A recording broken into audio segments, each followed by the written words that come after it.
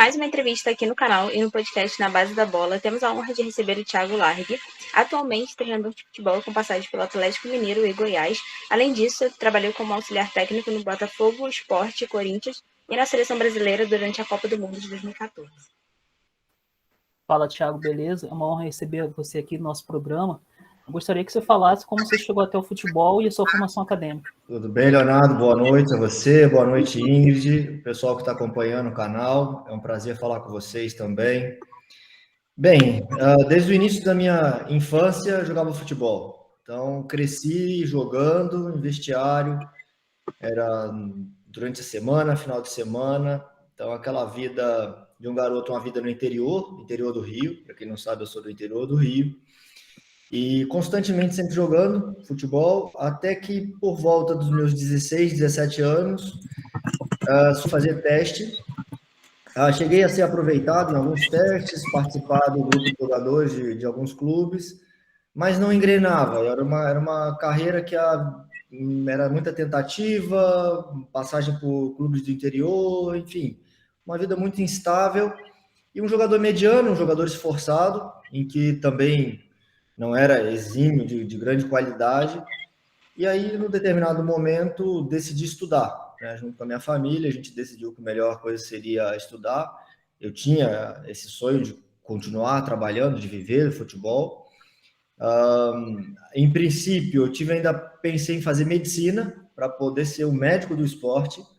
E mais para frente, em que foi realmente o caminho, cheguei a iniciar psicologia, também com a ideia de questões mentais, de questões de desenvolvimento humano, mas no fim acabou prevalecendo a educação física, onde é uma área que abrange melhor, né, obviamente, o esporte, o futebol como um todo. Fiz curso de treinador também lá atrás, ainda em 2003, e a sequência foi iniciar como analista de desempenho, onde era uma área em que, junto com o Jairo Santos, dei início à parte de análise de desempenho, que na época ainda não existiam muitos softwares, muitos programas, as plataformas que hoje em dia dominam o mercado, naquela época ainda não existiam.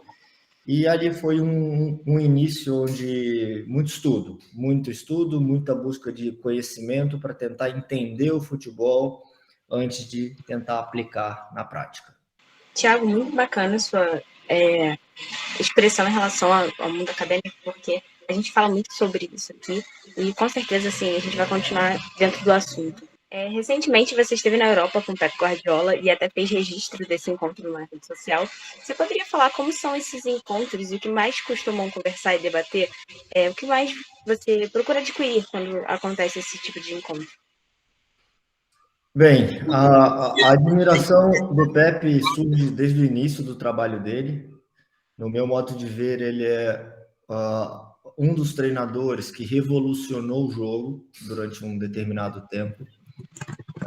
Referências que eu tenho como o Arrigo Sacchi, que é muito forte, o Rinus Michels, apesar de não ter visto ao vivo na época, mas eu vi depois todos os jogos da seleção da Holanda, jogos do Ajax da época, leitura de livros, então, enfim, busca de o máximo de informação, junto com, no meu modo de ver, o Zagallo, que foi um brasileiro que também revolucionou o jogo, o Zagallo desde a época de jogador, e depois com a seleção de 70, são, assim, no meu modo de ver, os principais revolucionadores do jogo, sem falar dos antigos lá, Herbert Chapman e coisas. É uma história em que a gente, infelizmente, não tem muitos registros, mas de vídeo, né, de imagem, mas acho que respeitar a história é algo muito importante. Então, o Guardiola eu admiro desde o início do futebol dele, porque ele conseguiu aplicar um jogo bem jogado, com posse de bola, e que muitas vezes era um jogo que contrariava aquilo que nós observávamos nos estudos, né? A princípio, aquilo era contrário, mas logo a gente começou também a perceber em que muitos dos gols aconteciam dentro do padrão que nós também já identificávamos, e acabamos vendo uma série de princípios muito bem executados, dando qualidade no jogo e conseguindo resultado com aquilo. Então foi muito interessante. Essa admiração fez com que 2013 para 2014 eu conseguisse o contato com ele.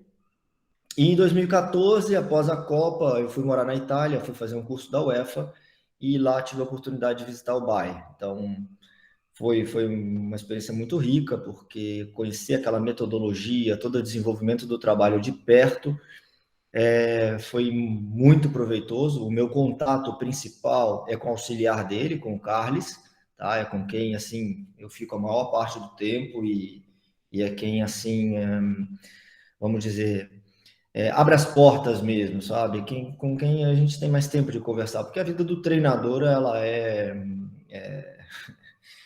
a loucura que tudo muito dinâmico, muito rápido, então não tem muito tempo para ficar conversando assim com ele.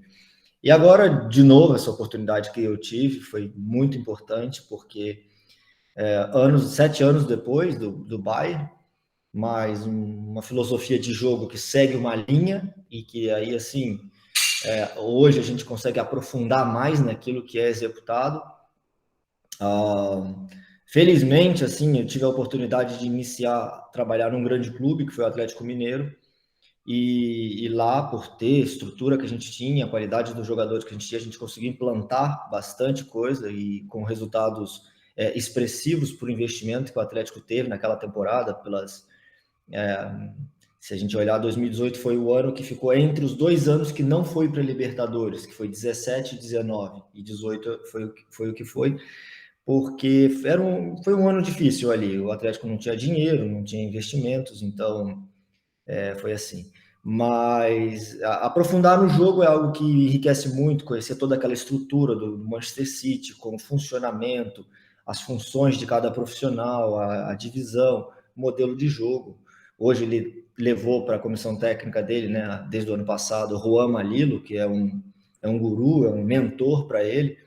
Então a gente vê o respirar o jogo, o falar do jogo, o comentar o jogo, né? Então, assim, isso para mim é algo muito, muito interessante, muito rico, porque é um ambiente em que se fala de trabalho, de performance, de desempenho e de qualidade daquilo que é executado, sabe? Então, assim, eu acho que é uma atmosfera muito positiva nesse nível de desenvolvimento, de buscar estar sempre no top, o que não é nada fácil, o que exige muito empenho, e a gente vê isso, ver de perto aquele trabalho acontecer ali, é muito interessante.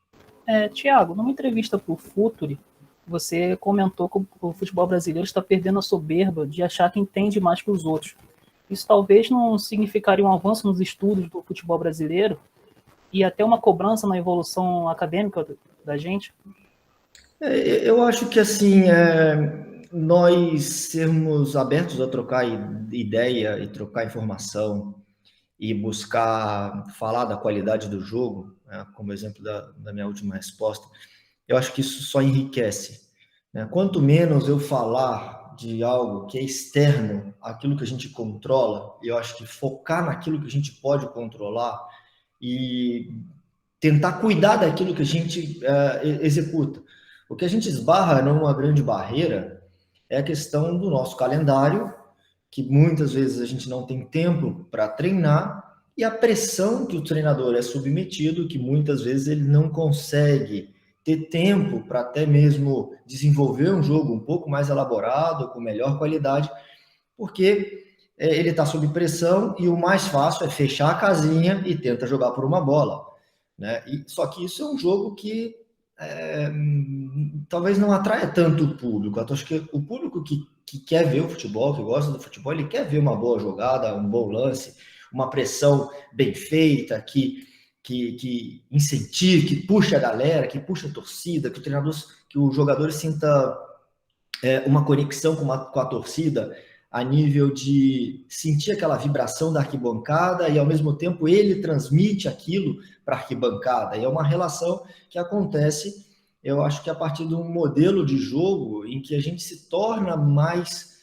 propositivo, em que a gente tenta mais ações, arrisca mais as jogadas e tenta, então, dessa maneira, satisfazer o público que vai ao estádio, né? Essa que é a nossa ideia de trabalho, mas para isso a gente precisa, sim, sermos responsáveis e trocarmos informações e procurar produzir conteúdo, produzir conhecimento, oferecer isso para o jogador, levar uma metodologia em que facilite o trabalho do jogador dentro de campo. Então, eu acho que é algo que, assim, desde o momento aí que a CBF estabeleceu um curso de qualidade, como tem hoje, que vem melhorando ano após ano, a adesão dos treinadores àquele ambiente, a troca de informações ali, é algo que só enriquece, no meu modo de ver, o futebol brasileiro. Fico muito feliz, por exemplo, quando a gente faz uma final de Libertadores brasileiro, uma final de Sul-Americana brasileira. Então, assim, nem mesmo precisa mostrar que são duas das maiores potências, né? O Atlético Paranaense se torna um gigante cada vez mais do futebol brasileiro e sul-americano, e o Bragantino, o Red Bull Bragantino, um excelente trabalho, com uma filosofia de trabalho muito bem gerida e conduzida, né, e executada, e chegam então, e dois gigantes já consolidados, com super investimentos, fazendo a final da Libertadores. Isso mostra que o Brasil realmente é uma potência e tem tudo para ser o grande protagonista na América do Sul e ser mundial também. Acho que nós temos o potencial de sermos isso. Isso é completamente importante. Thiago, até dentro da sua área, antes de ser treinador, você trabalhou durante muito tempo como auxiliar e foi analista de desempenho na seleção. O que você leva dessas experiências para a área do treinador, ali em campo, com os jogadores diretamente? Bem, foi experiências muito importantes para a minha formação. Como eu falei, eu tenho um perfil que procuro tentar entender o jogo antes de aplicar alguma coisa, antes de eu simplesmente expressar uma opinião, um achismo, sabe? Eu procuro fundamentar aquilo que eu vou falar, eu procuro ter dados, subsídios que de alguma forma me embasem, tá? Então eu sou um profissional que procuro isso. Foi assim que eu aprendi com o Jairo Santos. Jairo dos Santos, para quem não conhece, ele foi observador da seleção brasileira em 8 Copas do Mundo. Ele trabalhou de 78 a 2006.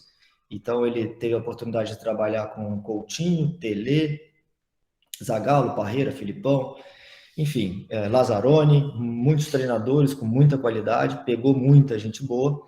E eu tive a oportunidade de conviver, ele é meu amigo, a gente se fala até hoje, uma pessoa especial demais para a minha vida, ele sempre me orientou dessa maneira.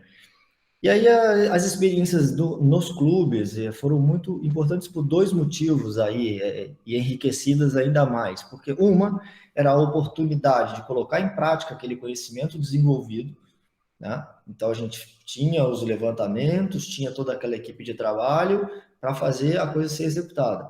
E a oportunidade de trabalhar também com grandes treinadores, o que a nível de gestão de grupo, a nível de condução do processo como um todo, porque aí agora a gente não fala só de técnica e tática, a gente também tem que falar da gestão do grupo, da logística, da preparação física, da preparação mental, né? E, enfim, tudo aquilo que envolve a grande dinâmica do futebol. E assim, trabalhar com Oswaldo de Oliveira foi um grande prazer, um grande aprendizado. O Filipão também, o Parreira, que eu também tive a oportunidade de conviver bastante tempo com ele, o Caio Júnior, que já vinha de experiências muito positivas. Então, assim, foi muito enriquecedor nesses dois sentidos, né? A aplicação e conviver com grandes profissionais.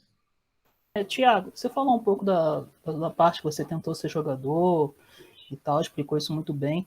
Você não chegou a atuar profissionalmente, né? Assim como o Thiago Nunes, o Barroca, o Oswaldo de Oliveira, que você citou agora há pouco. Isso alguma vez te atrapalhou em relação a algum posicionamento com o jogador, falar sobre tomada de decisão? Alguma vez algum atleta já desdenhou de você por não ter sido jogador profissionalmente? Não, nada que eu tenha percebido, visto, nada diretamente, obviamente nada. Assim, acho que hoje o jogador ele está cada vez mais também receptivo, acho que a esse tipo de trabalho, né? Acho que são grandes, muitos profissionais aí que podem ser citados, o Parreira, o Paulo Autuori, enfim, No mundo inteiro a gente tem grandes profissionais em que não foram jogadores profissionais. Então eu acho que essa barreira hoje é cada vez menor, porque o que a gente precisa é mostrar competência, capacidade e oferecer um trabalho de qualidade, né? Independente da função, até eu digo isso, né?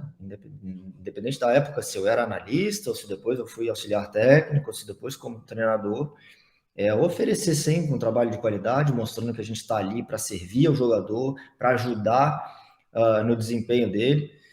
É isso que eu entendo que é a função de qualquer profissional que envolve uma área, né? E a gente oferecer isso para o jogador, eu acho que o jogador ele acaba querendo você perto dele, porque se você está ajudando ele a desempenhar melhor aquele trabalho, você entende, né, as dificuldades que são aquilo, porque é uma das coisas que a gente que vive dentro do futebol, a gente entende bem, é que o quanto que é difícil, porque às vezes é fácil a gente estar no sofá e falar, pô, errou o cruzamento, errou o chute, parecia tão fácil, mas só quem está lá dentro sabe o quanto que é difícil, o quanto que né, a execução não é tão simples assim.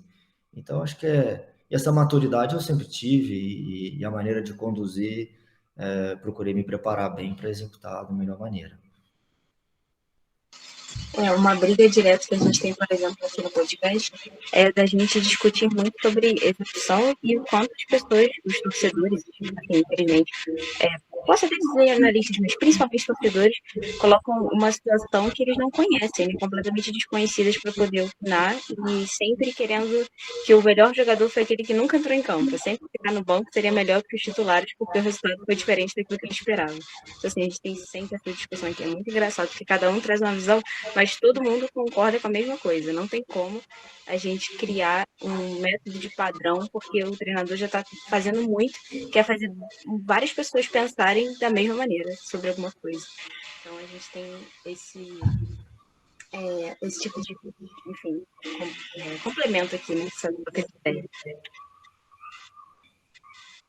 Tiago, até fazendo uma pergunta, levando em consideração a rotatividade de treinadores, todas essas coisas, a gente sabe que a gente teve aquela mudança no regulamento, agora focando em não termos tantas emissões de treinadores assim, mas o que você acha dela, de sua opinião, como os clubes eles ficaram para meio que burlar essa regra, como eles fizeram?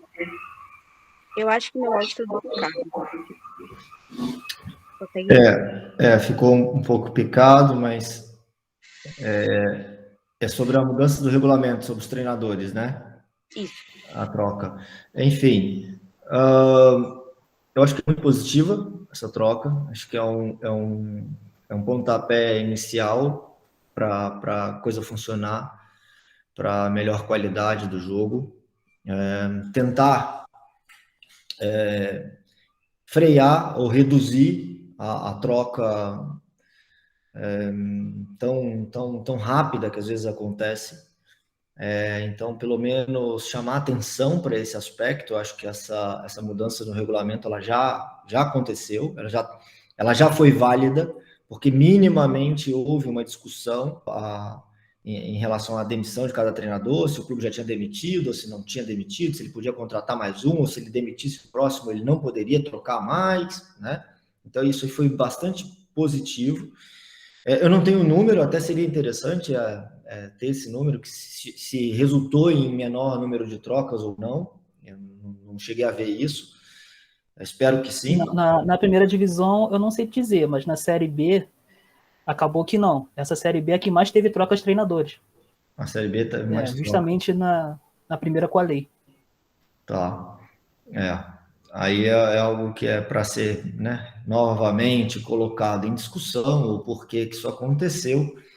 Mas, como eu disse, eu acho que um ponto importante que já foi atingido foi a discussão sobre isso, levantar esse aspecto, chamar atenção para isso. Obviamente, eu acho que isso aí vai ter evoluções, vai ter as suas consequências positivas para onde se espera. Eu entendo que os clubes também hoje, a gente passou por um ano muito diferente, né? Vamos considerar também um outro ponto, que foi a questão da pandemia, da né, a transição de 2020 para 2021, que emendou um calendário no outro, foi um ano diferente. Tudo indica que a gente vai voltar à normalidade aí dentro de um breve tempo. Eu acho que está tudo caminhando para as situações melhorarem e torço para isso. É o caminho da gente ter um mínimo de discussão, mais paciência, que os gestores, os tomadores de decisão consigam avaliar melhor o trabalho que está sendo desenvolvido em cada clube, se isso tem relação com a identidade de cada clube, que eu acho que isso é fundamental, os clubes desenvolverem modelos de jogo de acordo com o perfil dos plantéis que eles têm, né? Porque se eu tenho um jogador rápido, velocidade, faz sentido eu ter um time que joga na transição, mas não faz tanto sentido que se eu quiser ter posse de bola, e aquele jogador ele não é bom para ter posse de bola, para fazer flutuações, enfim. Então, ter essa relação bem casada é o que eu entendo que é parte do sucesso. Que aí é o trabalho da metodologia do treinador, encaixando com aquilo que o plantel oferece, com a cultura do clube oferece, pede, a demanda da torcida, a demanda daquela realidade. Então, assim, chamar atenção para isso é um ponto positivo. E eu espero que cada vez mais os gestores, os tomadores de decisão tenham essa busca, façam essa procura para conseguir acertar e que o jogo tenha melhor qualidade.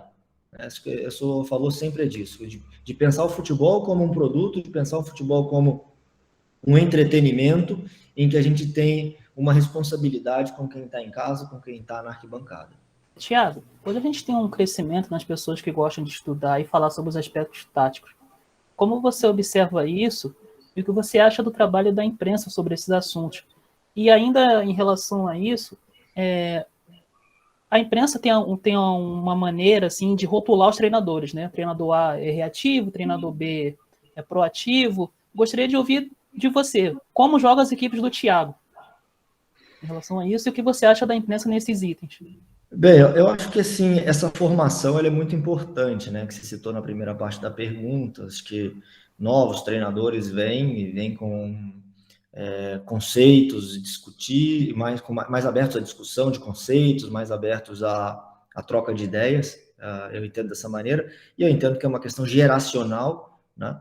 Então, é a mudança de uma sociedade como um todo, que é o que vem acontecendo, né? Hoje em dia, as pessoas se comunicam com muito mais facilidade, a gente fala com uma pessoa do outro lado do mundo em um clique, o acesso aos conteúdos está cada vez maior, né? A gente consegue ler livros e ver vídeos de outros lugares do mundo com muita facilidade. Então, o acesso à informação também é muito maior. Então, eu vejo de modo positivo, de modo irreversível esse tipo de coisa, ele vai acontecer cada vez mais. E é interessante que a gente também tenha jornalistas cada vez mais preparados, jornalistas cada vez mais abertos a entender o jogo, que busquem fazer isso, que se qualifiquem para fazer isso, porque da mesma forma ele também vai ter um público mais exigente em casa, vai ter um público mais exigente do outro lado da tela. E eu acho que sempre quem oferece conteúdos de qualidade acaba tendo diferenciais, né? Então, assim, eu acho que é todo um círculo que vai acontecendo para o bem do futebol, porque se eu tenho uma discussão mais rica sobre o jogo com um jornalista ou com um companheiro de profissão, melhor é para mim, melhor é para ele, melhor é para o telespectador, para o ouvinte, enfim, é melhor para quem participa desse circuito. E aí a gente começa a debater mais ideias, começa a debater mais conceitos, e aí tudo fica mais interessante e menos crítico, e menos pessoal, e menos avaliando só resultado, porque no futebol 20 entram para disputar o título, mas só um ganha. Então, quer dizer que os outros 19 trabalhos foram ruins? Não, eu acho que muitas vezes um trabalho de terceiro lugar está ótimo, um trabalho de quinto, sexto lugar está ótimo, um de oitavo lugar também está ótimo, um de 10º lugar também está ótimo. A questão é a realidade do clube naquele momento, aquilo que é possível ser feito, né? Isso tudo demanda, no meu modo de ver, uma capacidade de compreensão melhor e de comunicação, porque aí eu vou dizer, é um prazer falar com vocês sobre um tema como esse, que é a questão de comunicar. Eu acho que assim a gente precisa ter mais clareza, abertura para comunicar com o torcedor qual é a realidade do clube naquele momento. Muitos clubes não entram para disputar o título brasileiro numa Série A, ou muitos não entram para subir para um acesso de Série B para Série A no primeiro ano que sobe, né? Ou, de repente, vem no momento ainda difícil. E às vezes acontece, isso é preciso a gente ter maior consciência da realidade naquele momento, fazer o trabalho bem feito, que aí na sequência de 1, 2, 3 anos, a coisa se ajeita e o clube atinge aquilo que se espera dele.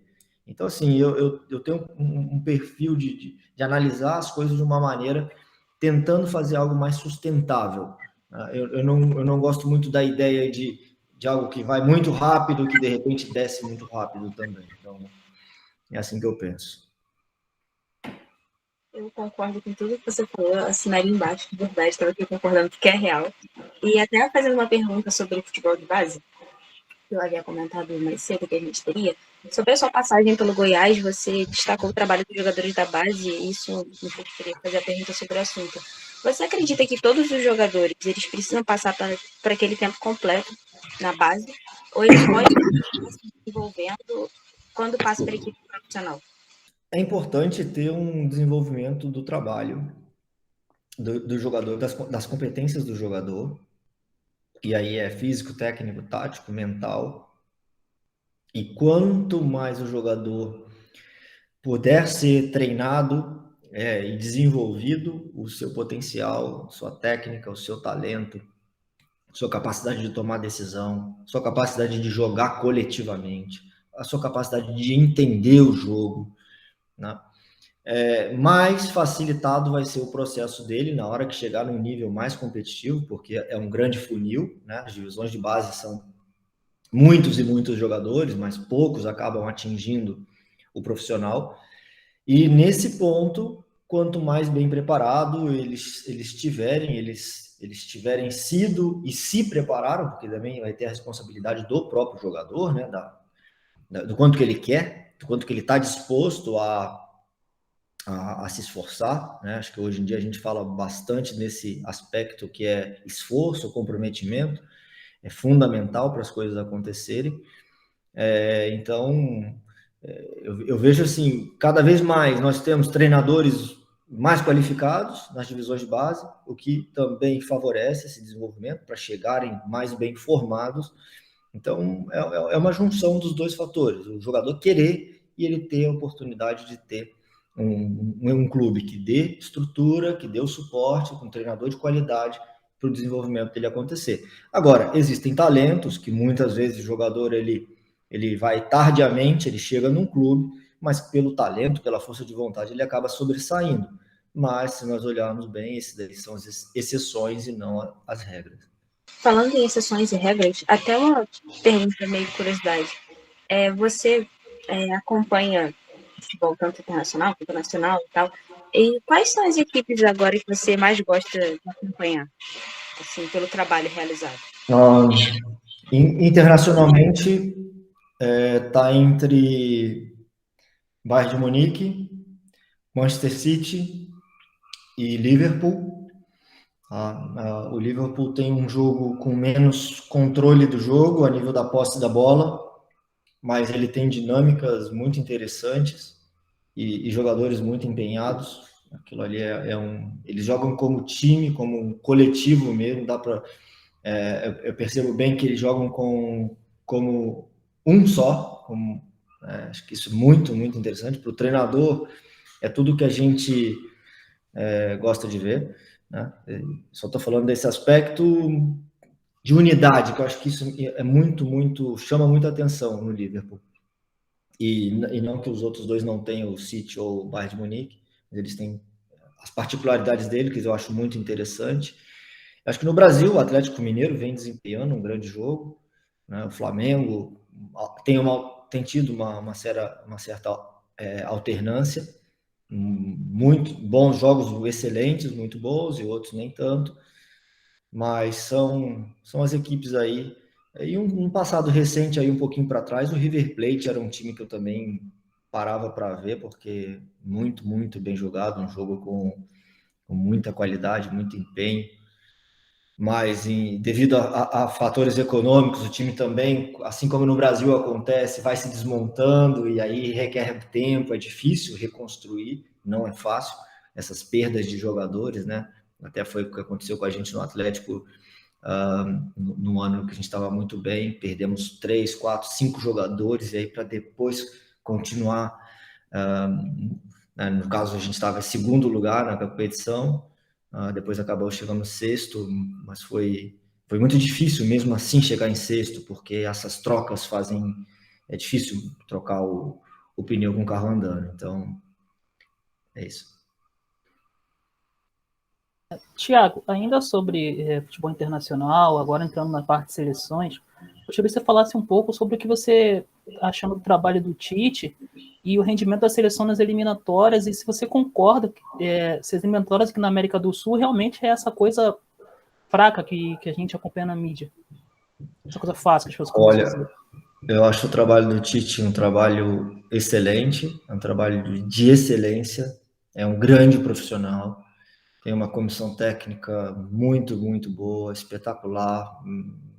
Eu acho que ele faz um grandíssimo trabalho dentro da seleção. Eu acho que ele tem uma ideia de jogo bem clara. Ela pode não agradar a todos, mas ela é uma ideia clara, uma ideia sólida. Os jogadores compreendem, executam. E eu acho que as eliminatórias sul-americanas não são nada fáceis, são, pelo contrário, bastante competitivas. E às vezes a gente tem um pouquinho de desmerecer aquilo que a gente faz bem feito. Eu acho que no Brasil isso é algo que a gente precisa trabalhar sempre, que é uma questão de valorizar aquilo que a gente tem, sabe? De valorizar a nossa cultura, de valorizar aquilo que a gente produz aqui dentro, aquilo que a gente faz. Porque muitas vezes, se o Brasil ganha de 5-1 de um time, é como se o outro time fosse fraco, né? Mas quando a gente vê alguém fazendo 5-1 no outro, a gente acha, nossa, aquele time é muito bom, ele fez 5-1. E quando a gente faz, a gente não vê dessa maneira. Então, eu acho que as seleções sul-americanas são muito fortes, tem jogadores nas principais ligas aí do mundo, Uruguai, Argentina, Chile, Colômbia, Equador, enfim, acho que é muito competitivo e o Brasil está liderando essas eliminatórias da forma que está liderando, desempenhando o futebol que vem desempenhando, com solidez, com qualidade, acho que tanto a nível qualitativo quanto a nível quantitativo. Então, eu acho que é um grande trabalho. Torço muito para que o Brasil vá bem, que chegue bem na Copa e que faça um grande Mundial. Agora saindo um pouco assim da questão do campo e falando de um tema até que eu não gosto muito assim, que é a arbitragem, o Ingrid sabe disso, está aqui de prova. A gente está tendo um campeonato brasileiro assim, de novo, com muitos erros de arbitragem, né? Uma arbitragem ruim em algumas partidas. Em 2018, pelo Galo, você não teve o VAR, mas agora em 2020 com o Goiás já teve. Você tem tempo de falar com seus jogadores sobre arbitragem, de levar alguém da comissão para debater com eles, ou isso não tem dentro dos elencos? Geralmente isso acontece no início dos campeonatos ou no início da temporada, tá? É algo que também é importante a Confederação Brasileira olhar com atenção, os clubes de alguma maneira também colocarem isso em debate, não só em reclamação, sabe? Eu acho que assim como na vida, não adianta a gente focar no problema, temos que focar na solução, sabe? E pensar quais seriam as possibilidades para solucionar, ouvir os próprios árbitros, que eu não acredito que eles estão ali de má índole ou para fazer um trabalho ruim. Eu acho que eles são profissionais que se qualificam, que se preparam, que têm uma grande responsabilidade, que têm posso chamar assim, uma bela profissão, né? Que aí acho que talvez aí vai ser um ponto que eu não sei exatamente como é que vai caminhar, mas é importante, porque no meu modo de ver eles são cada vez mais profissionais. Então isso também é uma maneira, a gente pede o profissionalismo deles na hora de arbitrar, mas eles têm essa questão que, então, precisa ser resolvida de alguma forma. Eu acho que é caminhar. Eles fazem parte do produto futebol. É difícil, né? A gente que até mesmo durante um simples treino já pegou um apito para apitar, sabe a dificuldade que é apitar ou bandeirar, que seja, enfim. Exige preparação, exige conhecimento, exige, né, uma série de coisas. E eu acho que a tecnologia vem para ajudar. Sabe? A tecnologia está aí para oferecer mais um recurso, para deixar o árbitro mais tranquilo numa tomada de decisão, né, em que ele é capaz agora de voltar atrás ou de, né, alterar aquela decisão que foi tomada. Então, eu vejo como algo que caminha para a gente cada vez mais ter justiça, cada vez mais ter a coisa clara. Né? Lamento até que no meu período no Atlético não tive, porque alguns bons jogos a gente teria, alguns bons pontos a gente teria a mais por erro de arbitragem que depois a TV acabou mostrando, não foi o VAR, que na época não tinha, mas em que ficou claro que o lance que aconteceu, que muitas vezes poderia ser a nosso favor. Mas, enfim, está evoluindo, isso é um passo importante e tomara que seja cada vez melhor. Eu acho que é um pouquinho de todo mundo, sabe? Como eu disse, não adianta ficar reclamando e criticando. A gente tem que partir para a solução, ouvir os atores aí que são parte do processo para que a coisa caminhe.